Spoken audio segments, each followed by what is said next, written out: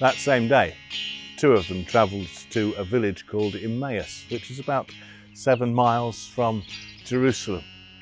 And they talked about all that had happened. And as they talked and argued amongst themselves, Jesus himself came and walked with them. And he asked them, "What is it you're discussing as you walk along the road?" And they stood still, their faces filled with sadness. One of them, named Cleopas, asked him, "Are you the only person staying in Jerusalem who does not know the news of all that has happened in these last few days?" "What news?" he asked them.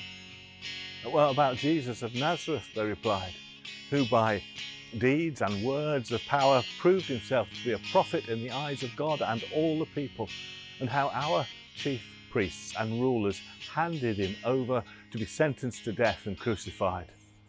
And we had hoped that he would be the one to liberate Israel.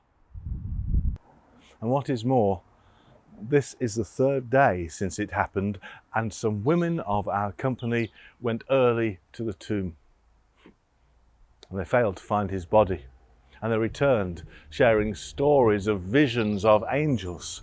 Now some more of our company went to the tomb, and they found things just as the women had said, but him they did not find."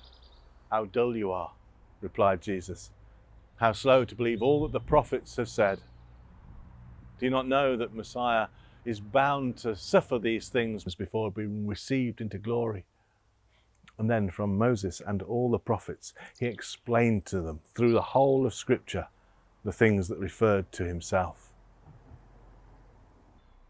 By this time, they reached the village to which they were going, and he made as if to continue his journey, but they pressed him, saying, "Stay with us, for, well, evening is here and the day is almost over."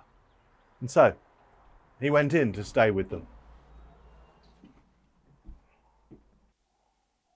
And when he had sat down with them at table, he took the bread, he blessed it, and he broke it and gave it to them. And then their eyes were opened and they recognized him. But he disappeared from their sight. And they said to each other, "Were not our hearts on fire as he spoke to us on the road, when he explained the Scriptures to us?" And straight away they left and set off back to Jerusalem.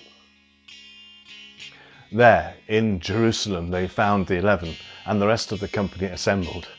And they were saying, "It is true, it is true, the Lord has risen, he has appeared to Simon."